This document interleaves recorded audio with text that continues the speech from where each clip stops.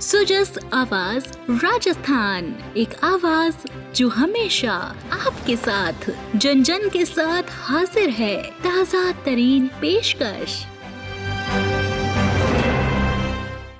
Sujas podcast में मेधा से आप सुन रहे हैं प्रदेश की खास खबरें। एक नजर आज की हेडलाइंस पर। मुख्यमंत्री भजनलाल शर्मा ने आमजन के साथ हर्षोल्लास से मनाई होली। रंगों के पर्व पर मुख्यमंत्री का संदेश, कटुता भुलाकर सौहार्द के साथ जीवन जीने का ले संकल्प।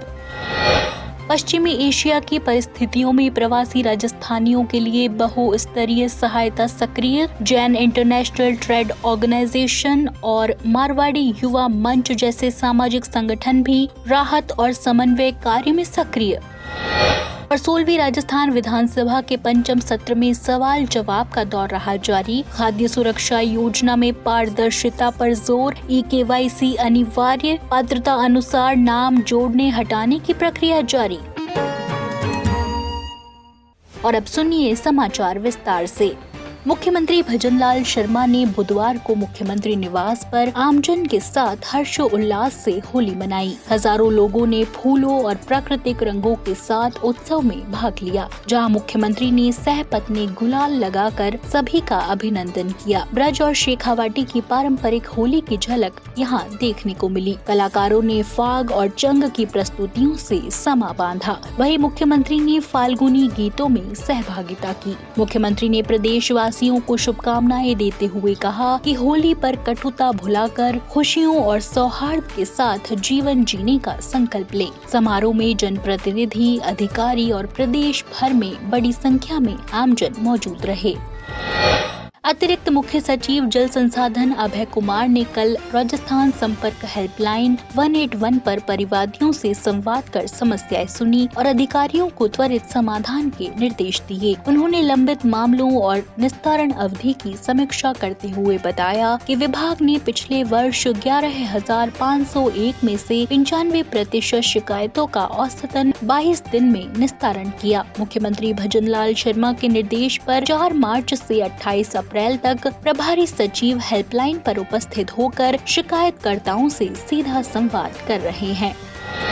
पश्चिमी एशिया और खाड़ी क्षेत्र में उत्पन्न वर्तमान परिस्थितियों को देखते हुए राजस्थान सरकार के मार्गदर्शन में राष्ट्रीय और अंतर्राष्ट्रीय प्रवासी राजस्थानी कार्य विभाग डोरा ने व्यापक और बहुस्तरीय सहयोग व्यवस्था सक्रिय कर दी है। अंतर्राष्ट्रीय चैप्टर्स और प्रवासी राजस्थानी संगठनों को तुरंत प्रभाव से सहायता कार्य में जुटाया गया है। UAE के दुबई और सऊदी अरब चैप्टर्स सहित बहरीन, कुवैत और ओमान में प्रवासी संस्थाएं सुरक्षा, मार्गदर्शन, आवास, भोजन और सुरक्षित वापसी की व्यवस्था सुनिश्चित कर रही है। पर्यटन, रोजगार, व्यापार और सामाजिक आयोजनों के लिए गए नागरिकों को हवाई प्रतिबंधों के बीच हर संभव सहयोग प्रदान किया जा रहा है। दुबई में फंसे यात्रियों के लिए भोजन की व्यवस्था की गई है। वहीं आबू धाबी के समारोह में गए लगभग 100 राजस्थानी नागरिकों की सुरक्षित भारत वापसी में समन्वित सहायता उपलब्ध कराई गई। जैन इंटरनेशनल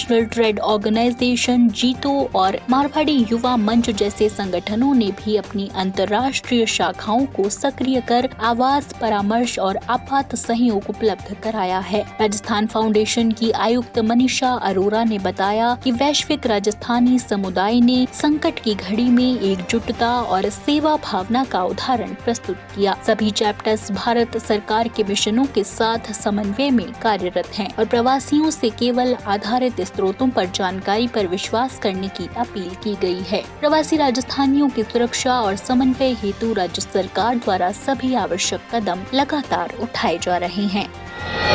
मुख्यमंत्री भजनलाल शर्मा के जीरो टॉलरेंस विजन के तहत जयपुर विकास प्राधिकरण JDA द्वारा सरकारी भूमि को अतिक्रमण मुक्त कराने का अभियान लगातार जारी है। इसी क्रम में आयुक्त सिद्धार्थ महाजन ने प्रवर्तन शाखा की समीक्षा लेकर विभिन्न जोन की प्रगति का आकलन किया। प्रवर्तन शाखा ने जनवरी और फरवरी में सख्त कार्रवाई करते हुए कुल 37 बीघा सरकारी भूमि को अवैध कब्जों से मुक्त कराया, जिसकी अनुमानित बाजार कीमत 233 35.40 करोड़ रुपए है। जनवरी में 17 बीघा और फरवरी में प्रथम पखवाड़े में 20 बीघा भूमि खाली करवाई गई। आयुक्त श्री महाजन ने स्पष्ट किया कि सरकारी भूमि पर किसी भी प्रकार का अवैध कब्जा बर्दाश्त नहीं किया जाएगा। सोमवार से साप्ताहिक अभियान चलाकर लंबित मामलों में भी त्वरित कार्रवाई की जाएगी। आमजन से शहर के नियोजित विकास में सहयोग करने की अपील करते हुए जेडीए ने 24 घंटे कंट्रोल रूम, हेल्पलाइन और डिजिटल पोर्टल के माध्यम से शिकायत दर्ज करवाने की सुविधा उपलब्ध कराई है।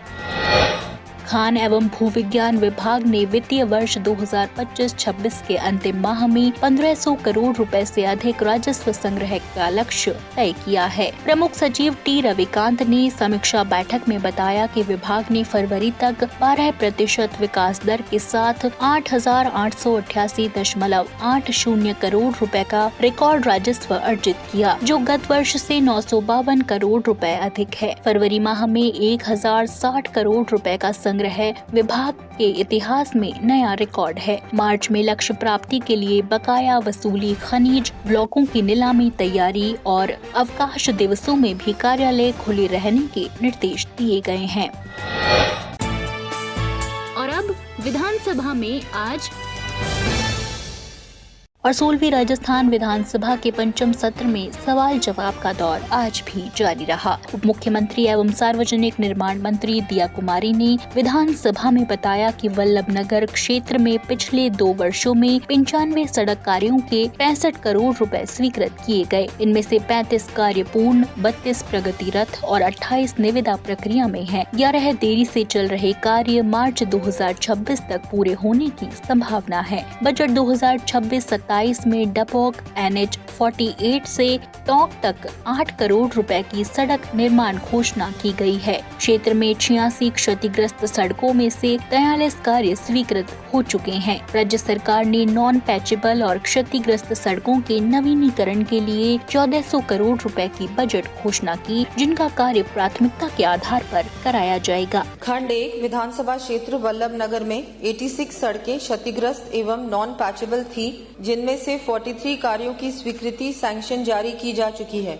स्वीकृत कार्यों में से 17 कार्य पूर्ण हो चुके हैं एवं 11 कार्य प्रगतिरत हैं। 7 कार्यों के लिए निविदा स्वीकृति पत्र जारी किए जा चुके हैं। शेष 8 कार्यों की निविदाएं दिनांक 5/3/2026 को प्राप्त की जाएंगी। विवरण परिशिष्ट 1 पर प्रस्तुत है। राज्य सरकार के द्वारा बजट घोषणा वर्ष 2026-27 वर्तमान सड़कों के नवीनीकरण व सुदृढ़ीकरण की आवश्यकता को देखते हुए नॉन पैचेबल व क्षतिग्रस्त सड़कों के लिए राशि रुपए 1400 करोड़ की घोषणा की गई है। घोषणा अनुसार कार्यों की पारस्परिक प्राथमिकता के आधार पर सड़कों का चयन कर नवीनीकरण करवाया जाना प्रस्तावित है। वल्लभनगर में गत 2 वर्षों में कुल 95 कार्य लागत राशि 165 करोड़ की स्वीकृति की गई है। इनमें से 35 कार्य पूर्ण कर लिए गए हैं और 32 कार्य प्रगतिरत एवं शेष 28 कार्यों की निविदा प्रक्रियाधीन है।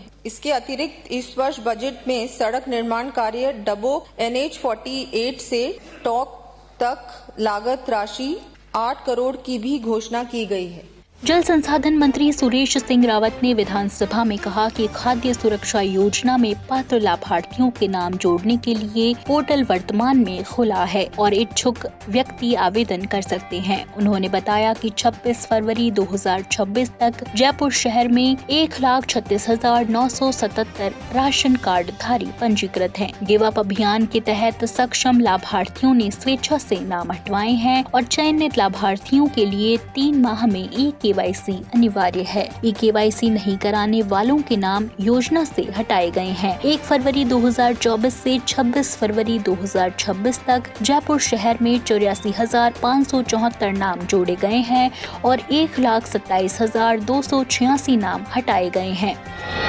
पशुपालन मंत्री जोराराम कुमावत ने प्रश्नकाल के दौरान सदस्य गोपाल लाल शर्मा के पूरक प्रश्न का जवाब देते हुए कहा कि मांडलगढ़ विधानसभा क्षेत्र के माल के खेड़ा पशु चिकित्सालय को प्रथम श्रेणी पशु चिकित्सालय में क्रमोन्नत किया जाएगा। उन्होंने बताया कि बजट 2026-27 में प्रदेश के 50 पशु चिकित्सालयों को प्रथम श्रेणी पशु चिकित्सालय में क्रमोन्नत करने की घोषणा की गई है। तो आज के सुजस पॉडकास्ट में इतना ही। मेधा को दीजिए इजाजत, कल फिर होगी आपसे मुलाकात। तब तक बने रहिए सुजस आवाज राजस्थान के साथ। नमस्कार।